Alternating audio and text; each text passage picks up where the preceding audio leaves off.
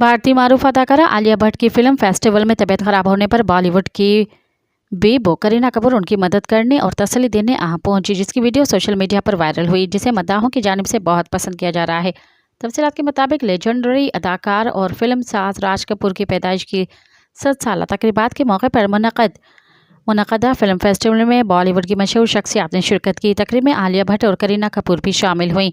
इस इवेंट के दौरान एक वीडियो सोशल मीडिया पर गर्दिश कर रही है, जिसमें आलिया भट्ट थोड़ी तनाव का शिकार नजर आ रही हैं। इस मौके पर करीना कपूर अपने पुरसुकून और दोस्ताना अंदाज में आलिया के नज़दीक जाकर उनको मुस्कुराहट के साथ तसल्ली देती हैं, जिसके बाद उनके तनाव में काफ़ी कमी आ जाती है।